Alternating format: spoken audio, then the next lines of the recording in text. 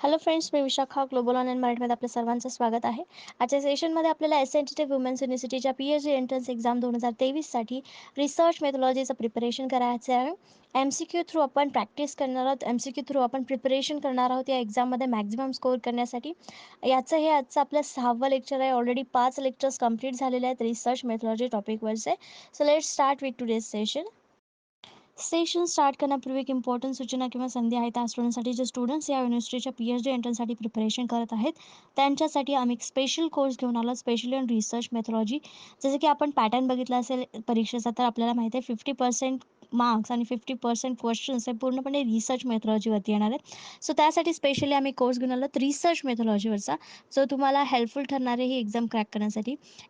कोर्समध्ये आम्ही तुम्हाला देणार संपूर्ण अभ्यासक्रम, मॉक टेस्ट, संपूर्ण अभ्यासक्रम notes, video lectures plus daily live lectures, 1500 plus MCQ PDF, ज्याची पूर्ण रिसर्च मेथॉलॉजीची तुमची प्रॅक्टिस होणार आहे, सराव होणार आहे MCQ सॉल्व्ह करण्यासाठी.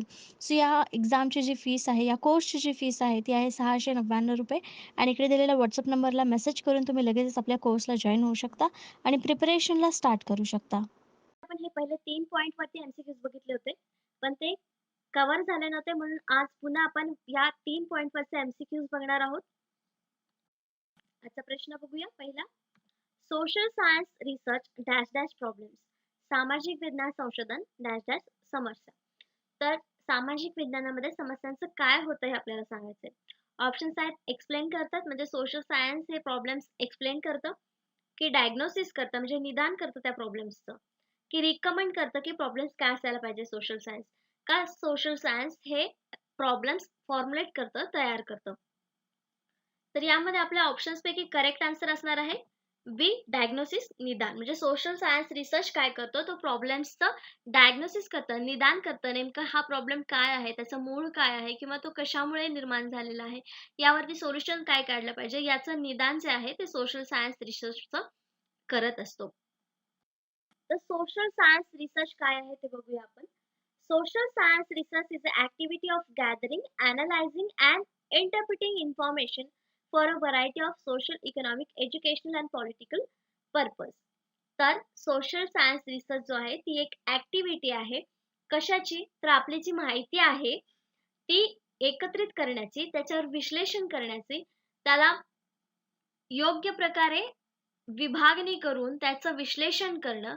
कशामध्ये? तर व्हरायटी ऑफ सोशल म्हणजे सामाजिक दृष्टिकोन वेगवेगळे किंवा समाजामधले जे वेगळेपण आहेत ते त्याच्यासाठी, किंवा आर्थिक घटकांसाठी, किंवा आपले जे शैक्षणिक घटक आहेत किंवा राजकीय घटक आहेत, हेतू आहेत, त्यांच्याबद्दलचे जे इन्फॉर्मेशन आहे ते गोळा करणं, ही ॲक्टिव्हिटी आहे सोशल रिसर्च म्हणजे, असं आपण सांगू शकतो.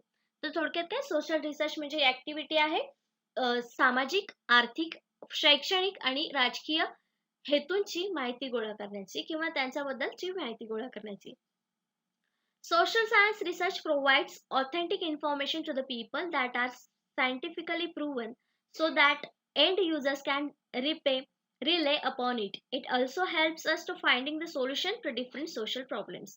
The social science research आपल्याला काय माहिती देतं? एक ऑथेंटिक इन्फॉर्मेशन देतं. म्हणजे अधिकृत माहिती ज्याला आपण म्हणतो ती माहिती आपल्याला सोशल सायन्स देतं. कारण ते ऑलरेडी सायंटिफिकली प्रूव्ह असतं. जे आपण एंड युजर असतो त्याला ती माहिती विश्वसनीय वाटते किंवा विश्वसनीय असते. त्यावर तो व्यक्ती आपण म्हणजे रिले करू शकतो, विश्वास ठेवू शकतो, त्याच्यावर तो अवलंबून राहू शकतो. It also helps us to finding the solution in a different social problems. मग हे काय आहे? आपल्याला वेगवेगळे डिफरंट जे आपले प्रॉब्लेम्स आहेत त्याच्यावरती उपाय शोधण्यासाठी देखील उपयोगी येतात हे सोशल सायन्स रिसर्चेस. तर सोशल सायन्स रिसर्च मधलं एखादं एक्झाम्पल असं आहे की आपण जो सेन्सस दरवर्षी दर 10 वर्षांनी होत असतो, जनगणना ज्याला म्हणतो आपण, तो एक सर्वे रिसर्च आहे जो सोशल सायन्स रिसर्च मध्येच येतो. मग त्याचं माहिती काय आहे की लोकांची जनगणना होते, म्हणजे लोक किती रोजगार आहेत, किती शैक्षणिक आहेत, ही सगळी जी माहिती आहे ती त्या सर्वे रिसर्च मध्ये येते. आणि मग ती माहिती आपण कुठे वापरतो? तर एखादी योजना काढण्यासाठी किंवा एखाद्या ठिकाणी प्रॉब्लेम निर्माण झाला असेल, सोशल प्रॉब्लेम ज्याला म्हणतो, सामाजिक तंटा किंवा एखादा जातीय दंगली, अशा प्रकारचे जे काही प्रॉब्लेम्स होतात त्याच्यावरती उपाय शोधण्यासाठी मग या प्रकारचे सर्वेज जे झालेले आहेत ते आपल्याला उपयोगी ठरतात. मग हे सोशल सायन्स रिसर्च कशासाठी उपयोगी पडतात आपल्याला, की डिफरंट प्रॉब्लेम्स वरती सोल्युशन शोधण्यासाठी. Other distinguishing characteristics of social science research includes, म्हणजे अजून वेगळी वैशिष्ट्ये काय आहेत सोशल सायन्स रिसर्चची, तर collaboration with colleague to gather data and publish research. Research publish करताना याच्यामध्ये आपण कलिग सोबत कोलॅबोरेशन करू शकतो, म्हणजे एकत्रित माहिती दोघं जण एकत्र येऊन डेटा कलेक्ट करू शकतात. कारण ह्याचा सेम डेटा असणार आहे. त्यामुळे दोघं जण एकत्र करून देखील आले, एकत्र येऊन जरी त्याचा डेटा कलेक्ट केला, तरी त्याच्यामध्ये काहीही बदल होणार नाहीये. Reliance upon raw data such as statistics, survey result, observation and interviews. त्याच्यामध्ये आपण रॉ डेटावर देखील विश्वास ठेवू शकतो. म्हणजे सांख्यिकी असो किंवा सर्वे असो, निरीक्षण असो किंवा इंटरव्ह्यू असो, तर या प्रकारच्या गोष्टींवरती देखील आपण अवलंबून राहू शकतो किंवा त्याला आपण विश्वास ठेवू शकतो. हे सोशल सायन्स रिसर्चचं कॅरेक्टरिस्टिक्स आहे असं आपण म्हणू शकतो. नेक्स्ट क्वेश्चन आहे सेकंड नंबरचा. The method by which a sample is chosen, एक पद्धत ज्यावर नमुना निवडला जातो. तर नमुना निवडीचा हा एक वेगळा प्रश्न आहे जो आपल्या या सेशन मध्ये आलेला आहे. पण आपण घेऊयात हा क्वेश्चन जो आहे की सॅम्पल चूजन करण्याची सॅम्पलची एक पद्धत कुठली आहे आपल्याला दिलेल्या ऑप्शन्स पैकी. ऑप्शन्स आहेत युनिट, डिझाईन, रचना, रॅन्डम यादृच्छिक सेन्सस म्हणजे जनगणना. त्याचा करेक्ट आन्सर आहे सी, रॅन्डम यादृच्छिक. तर हा एक प्रकार आहे आपला सॅम्पल निवडण्याची एक मेथड आहे. रॅन्डम पद्धतीने आपण सॅम्पल निवडतो. रॅन्डम म्हणजे काय, एकानंतर एक किंवा कोणत्याही सेम व्यक्तींना 10 व्यक्ती समान आहेत, त्यातल्या 2, 3, 4 अशा व्यक्ती निवडणार. रॅन्डम व्यक्ती आपण निवडायच्या, म्हणजे ही एक सॅम्पलची मेथड आहे. तर आपला क्वेश्चन होता की कोणत्या सिंपलचं सॅम्पल निवडण्याची पद्धत आहे. तर आपला करेक्ट ऑप्शन आलं होतं सिंपल रॅन्डम सॅम्पलिंग जे आहे, रॅन्डम जी पद्धत आहे ती सॅम्पल निवडण्याची आहे. तर आपल्याला स्क्रीनवर दिसत आहेत 2 प्रकार आहेत, प्रोबॅबिलिटी सॅम्पलिंग आणि नॉन प्रोबॅबिलिटी सॅम्पलिंग. हे सॅम्पलिंगच्याच पद्धती आहेत. तर प्रोबॅबिलिटी सॅम्पलिंग मध्ये सिंपल रॅन्डम सॅम्पलिंग येतं, जे आपल्याला विचारलं होतं ऑप्शन्स मध्ये रॅन्डम सॅम्पलिंग पद्धत, ते आपलं आन्सर आलं होतं. तर ती रॅन्डम सॅम्पलिंग पद्धत काय आहे की it is a subset of statistical population in which each member of the subset has an equal probability of being chosen. याच्यामध्ये प्रत्येक मेंबरला सिलेक्ट होण्याची संधी मिळते किंवा जे सेट केलेले आहेत त्यातून प्रत्येक व्यक्ती म्हणजे सिलेक्ट होऊ शकतो, त्याला चान्सेस भेटतात की तो सिलेक्ट होऊ शकतो सिंपल रॅन्डम सॅम्पलिंग मध्ये.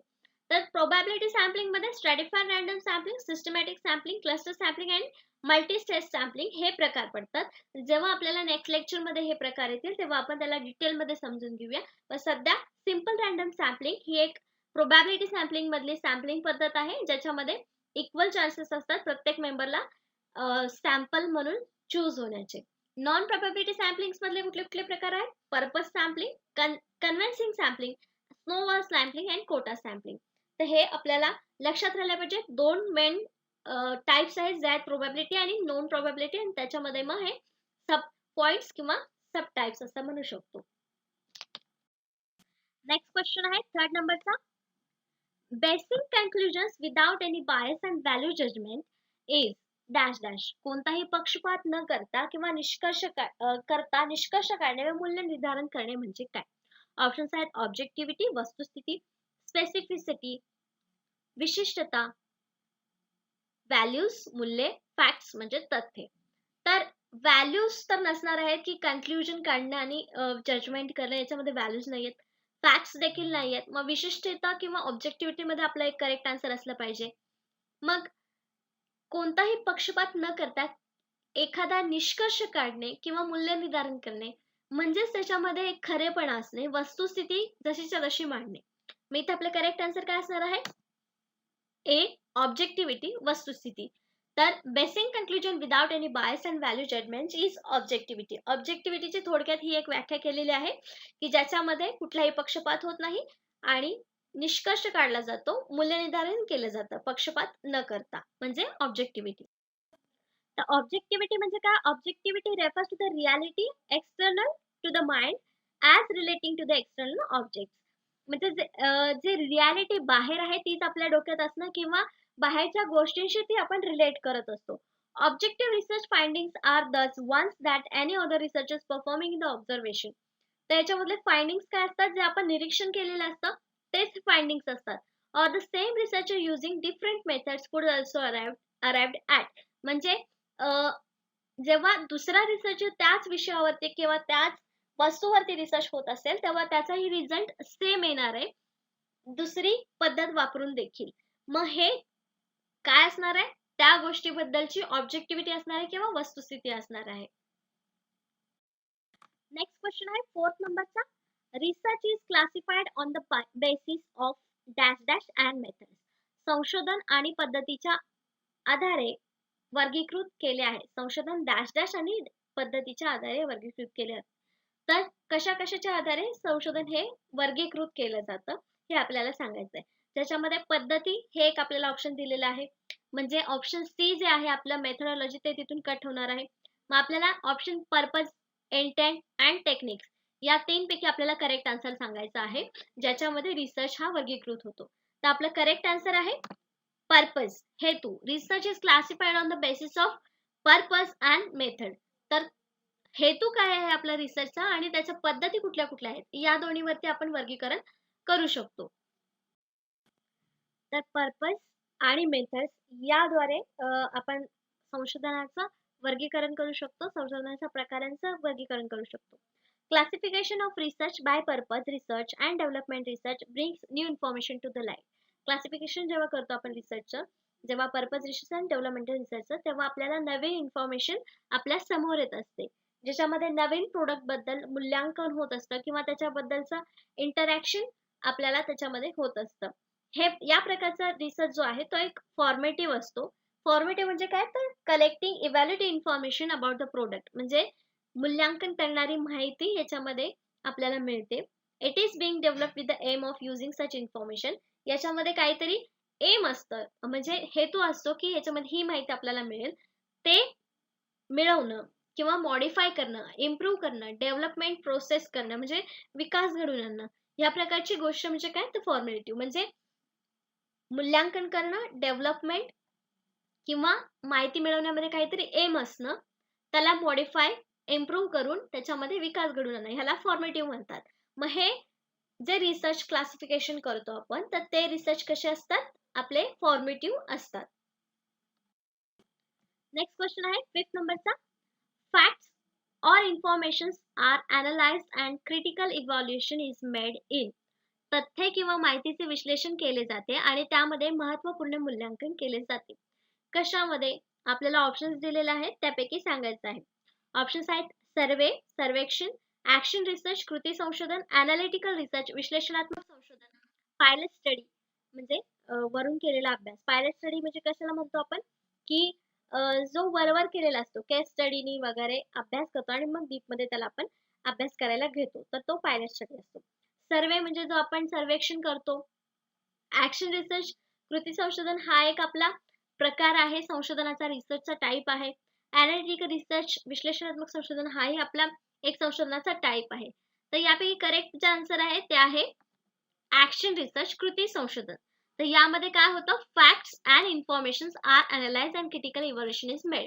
म्हणजे जे तथ्य आहेत आणि माहिती आहे त्याच्यामध्ये विश्लेषण केले जातं आणि त्याचं मूल्यांकन केलं जातं ऍक्शन रिसर्च मध्ये. ऍक्शन रिसर्च म्हणजे काय आपल्याला बघायचं आहे. Action research is a method of systematic enquiry that teachers undertake as a researcher of their own practice. You will draw on the findings of other researchers to help develop actions and interpret the consequence. As an action researchers or teacher researchers, you will generate a research. त्याच्यामध्ये काय सांगितलेलं आहे, action research म्हणजे कृती संशोधन, जे कृतीतून आपल्याला समोर येतं. लास्ट लेक्चरमध्ये बघितलं की ही एक सिस्टमॅटिक एन्क्वायरी, कुठलाही रिसर्च आहे तो एक सिस्टमॅटिक एन्क्वायरीच आहे. तर कृती संशोधन म्हणजे कृतीतून निर्माण झालेला रिसर्च. जेव्हा एखादा प्रोफेशनल व्यक्ती किंवा आपल्या प्रोफेशन मधून एखादी गोष्ट करतोय, कृती करतोय आणि त्याच्यामध्ये त्यांना नवीन इन्फॉर्मेशन मिळते किंवा एखादा शोध लागतोय, तेव्हा तो एक कृती संशोधन म्हणजे ऍक्शन रिसर्च आहे असं आपण म्हणू शकतो. म्हणजे एखादा टीचर जेव्हा स्टुडंट्सच्या भविष्यासाठी किंवा त्यांच्या अभ्यासामध्ये नवीन काहीतरी शोध लावून त्यांना शिकवण्याचा प्रयत्न करतोय, तो एक ऍक्शन रिसर्च असणार आहे. जो काही समोर प्रॉब्लेम दिसतोय तो सॉल्व्ह करण्यासाठी टीचर त्याच्यावरती उपाय शोधणार आहे, म्हणजे तिथे तो रिसर्च होणार आहे, तो ऍक्शन रिसर्च असणार आहे. तर प्रत्येक इंडिव्हिज्युअल व्यक्तीचा ऍक्शन रिसर्च असणार आहे. इथं आपल्याला उदाहरण दिलेलं आहे की एक स्कूल टीचर आहे एलिमेंटरी स्कूलची, ती तिच्यासाठी किंवा ती स्वतः एका क्लासमध्ये एलिमेंटरी स्कूलमध्ये एक प्रोजेक्ट आपल्या स्टुडंट सोबत तयार करत आहे. तर तो एक ऍक्शन रिसर्च असणार आहे. तर त्या व्यक्तीचा, त्या पर्सनचा इंडिव्हिज्युअल ऍक्शन रिसर्च असणार आहे. नेक्स्ट क्वेश्चन आहे 6 नंबरचा. Research conducted to find solutions for an immediate problem is. त्वरित समस्येवर तोडगा काढण्यासाठी केलेले संशोधन म्हणजे काय? आपण आत्ताच एक प्रश्नाचा आन्सर बघितलाय. त्यामध्ये पण हेच काही कॅरेक्टरिस्टिक्स आपल्याला दिसत होते. मग आपल्याला ऑप्शन्स काय काय दिलेले आहेत? फंडामेंटल रिसर्च, मूलभूत संशोधन, एनालिटिकल रिसर्च, विश्लेषणात्मक संशोधन, सर्वे म्हणजे सर्वेक्षण, डी ऍक्शन रिसर्च म्हणजे कृती संशोधन. तर आपण उदाहरण पण बघितलं तर टीचर जेव्हा एखादा प्रॉब्लेम त्याला समोर दिसतोय त्याच्यावरती सोल्युशन शोधण्यासाठी एखादा रिसर्च करतो किंवा इन्फॉर्मेशन मिळवतो किंवा त्यावर उपाय शोधतो, तेव्हा तो एक कृती संशोधन असतं, ऍक्शन रिसर्च असतो. त्या व्यक्तीचा इंडिव्हिज्युअल ऍक्शन रिसर्च असतो. म्हणजे आपलं इथं करेक्ट आन्सर काय येणार आहे? डी ऍक्शन रिसर्च, कृती संशोधन. Research conducted to find solution for an immediate problem. प्रत्येक व्यक्ती आपल्या इमिजिएट प्रॉब्लेमसाठी सोल्युशन शोधत असतो, म्हणजे तिथं तो एक ऍक्शन रिसर्चच होत असतो एका छोट्या लेवलवरती. म्हणजे याचा आपलं करेक्ट आन्सर डी आहे.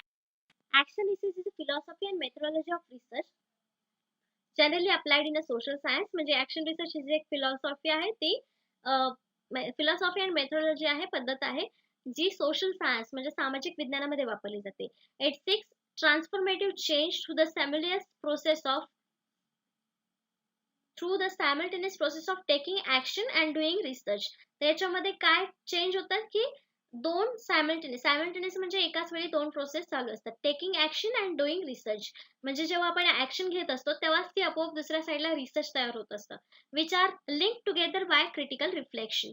म्हणजे जसं की सांगितलं की एका वर्गामध्ये टीचरला एका स्टुडंटमध्ये चॅप्टर रीड करण्यामध्ये प्रॉब्लेम येतोय. हा एक प्रॉब्लेम जेव्हा टीचरला दिसतो तेव्हा टीचर तो त्यावर सोल्युशन शोधतात. म्हणजे ते वाचून दाखवतात तो चॅप्टर. रीड करण्यामध्ये प्रॉब्लेम येतोय तर तो लिसनिंग मध्ये प्रॉब्लेम येणार नाही. म्हणजे टीचरने त्याच्यावरती सोल्युशन शोधलंय, म्हणजे तिथे काय झालंय? ऍक्शन रिसर्च झालेला आहे. ऍक्शन त्याच्यावर टीचरने इमिजिएट घेतलेली आहे. म्हणजे हे एक सिंपल उदाहरण होतं, एक्झाम्पल होतं ऍक्शन रिसर्च कसा असू शकतो त्यावरचं. नेक्स्ट क्वेश्चन आहे 7 नंबरचा. Research through experiment and observation is called. प्रयोग आणि निरीक्षणाद्वारे शोध घेणे हे कशाचं उदाहरण आहे किंवा ही कुठल्या प्रकारचा रिसर्च आहे आपल्याला सांगायचं आहे. ऑप्शन आहे clinical research, experimental research, laboratory research आणि एम्पिरिकल रिसर्च. तर याच्यामध्ये ऑब्झर्वेशन आहे म्हणजे स्वतः आपण तिथे प्रेझेंट आहेत, आणि एक्सपेरिमेंट पण आहे म्हणजे प्रयोग देखील आहे. मग हा एक अनुभवजन्य संशोधन असणार आहे, कारण स्वतः आपण अनुभव घेणार आहे, स्वतःच प्रयोग करणार आहे, स्वतःच निरीक्षण करणार आहे, निष्कर्ष देखील आपण स्वतःच करणार आहे. म्हणजे करेक्ट आन्सर आहे डी एम्पिरिकल रिसर्च, अनुभवजन्य संशोधन. Empirical research is a research that is based on observation and measurement of phenomena. तर हे मोजमाप आणि निरीक्षण यावर आधारित रिसर्च आहे एम्पिरिकल रिसर्च म्हणजे. As directly experience by the researchers, म्हणजे हे स्वतः अनुभव घेतो रिसर्चर्स, म्हणून ह्याला आपण अनुभवजन्य रिसर्च असं म्हणतो. The data thus gathered may be compared against the theory of the hypothesis, but the results are still based on real life experience. जरी ह्याची थेअरी म्हणजे सिद्धांत किंवा हायपोथेसिस जे म्हणतो, गृहीतक जे म्हणतो, ते आपण जरी मांडले असतील, कम्पेअर केले असतील, डेटा गोळा केलेला असेल त्याच्यावरून, पण त्याचा एक्सपिरियन्स जो आहे तो शेवटी आपल्या सत्य लाईफवरती किंवा रिअल लाईफवरती डिपेंड करत असतो किंवा बेस्ड असतो, त्याच्यावरतीच तो अवलंबून असतो किंवा तसाच आपल्याला अनुभव येत असतो. म्हणून हा एम्पिरिकल रिसर्च आहे, अनुभवजन्य रिसर्च ज्याला आपण म्हणतो. An experiment is conducted by using music website survey on a set of audience who are exposed to happy music and another set who are not listening to music at all, and the subject are then observed. The result derived from such result will give empirical evidence if it does not promote creativity or not.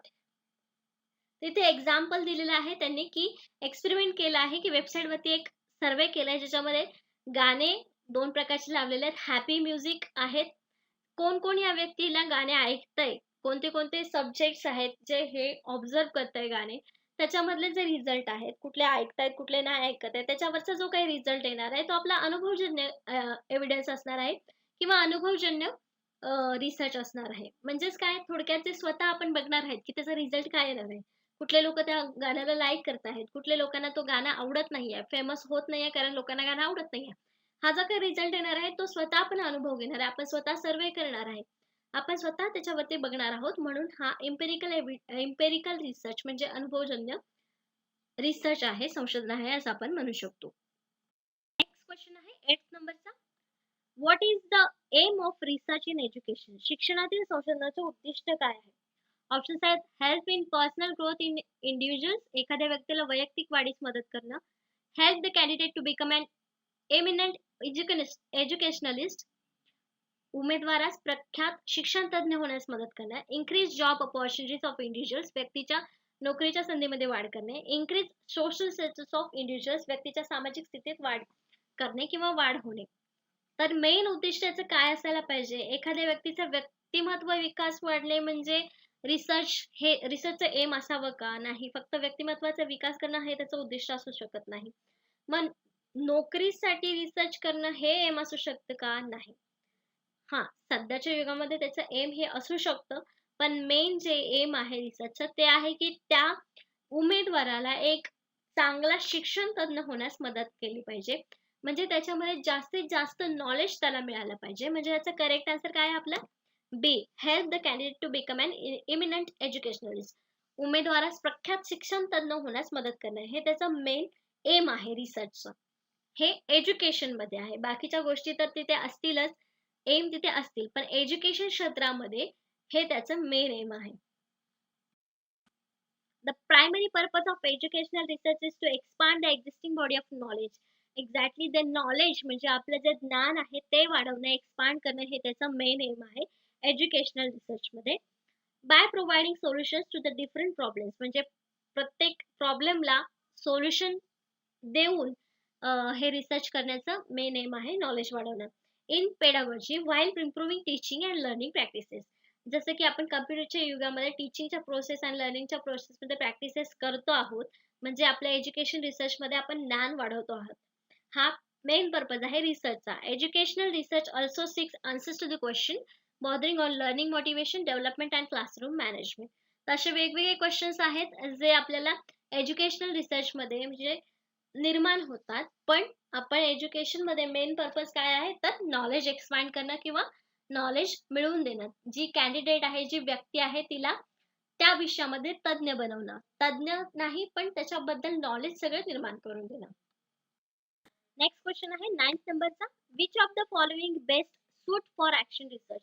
तर action रिसर्चचे पहिले 2 question आपण बघितलेले आहे. यामध्ये correct answer आपल्याला आता लगेच मिळालं पाहिजे. ऍक्शन रिसर्चसाठी खालीलपैकी कोणता सर्वोत्तम खटला आहे किंवा बेस्ट आहे या सर्वांमध्ये ऑप्शन्सपैकी? ऑप्शन्स दिलेले आहे. It is an applied research, हे एक लागू संशोधन आहे. It is a quantity research, हे एक सांख्यिक संशोधन आहे. It is a survey research, हे सर्वेक्षण संशोधन आहे. It is a population research, हे लोकसंख्येचे संशोधन आहे. तर याच्यातला करेक्ट आन्सर जे असणार आहे ते असणार आहे A. It is an applied research, हे एक लागू संशोधन आहे. तर हे याचा आन्सर का आलं? ऍक्शन रिसर्च म्हणजे काय आपण बघितलं, जेव्हा व्यक्ती एखादी इमिजिएट प्रॉब्लेमसाठी ऑप्शन शोधते, सोल्युशन शोधते, तेव्हा ते ऍक्शन रिसर्च इथे होतं. म्हणजेच ते लगेच अप्लाइड करण्यासारखं रिसर्च असतं. म्हणून हे एक अप्लाइड रिसर्च आहे असं आपण म्हणू शकतो. Applied research refer to the scientific study and research that seeks to solve practical problems. तर अप्लाइड रिसर्च म्हणजे काय? ते प्रॅक्टिकल प्रॉब्लेम सॉल्व करण्यासाठी मदत करतात किंवा ते निर्माण होतात. This type of research can be use in variety of ways. वेगवेगळ्या व्हरायटीज असतात, वेज असतात, त्यामध्ये हे यूज होऊ शकतं. For example, it is use to find solutions to everyday problems. म्हणजे हे जे आपल्या डेली लाईफमध्ये जे प्रॉब्लेम्स असतात त्याच्यावरती सोल्युशन शोधण्यासाठी देखील हे अप्लाइड रिसर्च असू शकतात. Cure illness and develop innovative technologies, जसं की उदाहरण त्यांनी दिलेलं आहे की क्युअर इलनेस म्हणजे आपला आजारीपणाचा एखादा आजार असेल किंवा बरं वाटत नसेल तेव्हा आपण त्याच्यावर काहीतरी उपचार शोधतो, ते अप्लाइड रिसर्च होतं. जेव्हा आपण बघतो की ताप आलेला आहे, अरे मी ही गोळी घेऊन बघतो, मला बरं वाटेल, मग हा आपला अप्लाइड रिसर्च होतो. त्या गोळीने आपल्याला बरं वाटलं म्हणजे आपला निष्कर्ष चांगला निघाला, ही गोळी माझ्यासाठी चांगली आहे ताप जाण्यासाठी. तो आपला अप्लाइड रिसर्च असतात. हे छोटे छोटे उदाहरण आहेत जे आपल्याला रिसर्चचे प्रकार समजण्यासाठी उपयोगी येतील. अप्लाइड रिसर्च आहे. अप्लाइड रिसर्च मध्ये कुठला प्रकार येणार आहे? मग कुठला रिसर्च येणार आहे तर action research. Action research is a applied research.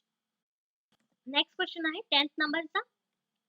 The following are the features of good research student accept.